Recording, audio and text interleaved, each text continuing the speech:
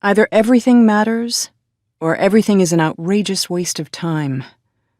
That's what she would have said if anyone had asked her. But no one asks crazy old ladies for their opinions. If her father had described it, it was his job to write, or at least to copy, though he liked to add his own details. He might have written, "These are the generations of Rachel, keeper of vows, who bargained with God and lived."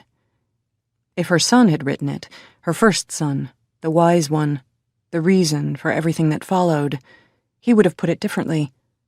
If all the heavens were parchment, and all the seas ink, such would not suffice to record the days of Rachel, whose years are no more than an eye blink of the master of the world. If her 20th son had written it, he was a panderer, a bootlicker, but that had been worth something then.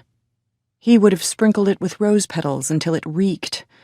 "O mother of thousands, she who escaped the sword, most loved, most honored, most blessed of the Lord," or something equally trite.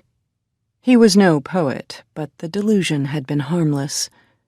Her 63rd son, who was one of her favorites, would have written something else, in a different language this time, though still the same alphabet.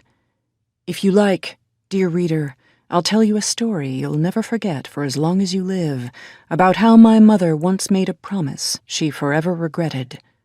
Just don't tell anyone I told you. This latest granddaughter had reminded her of that 63rd son. Quiet, with a simple smile that hid a voracious intellect. With that 63rd son's wild brothers, she had lost her temper frequently, though the 63rd son had been silent, almost ignored. Then one day he had stood up on a chair during a meal and declaimed a rhymed alphabetical list of all the curses she had hurled at him and his brothers, and she had laughed until her insides ached. Even now, she felt a lightness when she thought of the books he wrote later, which still made her laugh. She had almost told him, but hadn't in the end. He would have thought she was joking. But this was the longest she had stayed anywhere, and these were the oldest grandchildren she had ever dared to know.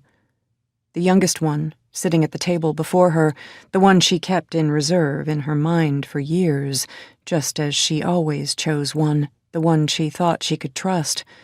That one was already over 30, with children of her own. Perhaps she would tell that granddaughter,